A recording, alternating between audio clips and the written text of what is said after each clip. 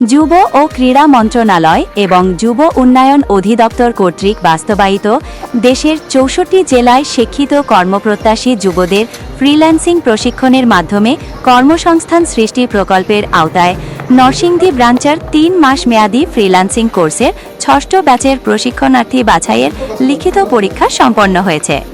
গতকাল ৬ মার্চ ২০২৬ শুক্রবার নরসিংদীর ঐতিহ্যবাহী ব্রাহ্মণদী সরকারি বালিকা উচ্চ বিদ্যালয় ও কলেজ কেন্দ্রে এই ভর্তি পরীক্ষা অত্যন্ত শান্তিপূর্ণ ও উৎসব মুখর পরিবেশে সম্পন্ন হয়।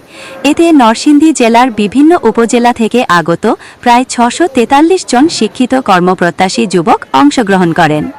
প্রকল্পটি মাঠ পর্যায়ে সফলভাবে বাস্তবায়নে কারিগরি ও প্রশিক্ষণ সহায়তা প্রদান করছে বেসরকারি প্রতিষ্ঠান ই-লার্নিং অ্যান্ড আর্নিং লিমিটেড। পরীক্ষা চলাকালীন কেন্দ্র পরিদর্শন করেন নরসিংদী জেলা যুব উন্নয়ন অধিদপ্তরের ঊর্ধ্বতন কর্মকর্তাবৃন্দ এবং ই-লার্নিং অ্যান্ড আর্নিং লিমিটেডের প্রতিনিধিরা। তারা জানান, মেধা ও যোগ্যতার ভিত্তিতেই যোগ্য প্রার্থীদের নির্বাচন করা হচ্ছে, যাতে তারা ৩ মাসের এই প্রশিক্ষণ শেষে সফল ফ্রিল্যান্সার হিসেবে আত্মপ্রকাশ করতে পারে। লিখিত পরীক্ষায় উত্তীর্ণ প্রার্থীদের শনিবার মৌখিক পরীক্ষার জন্য আহ্বান করা হবে।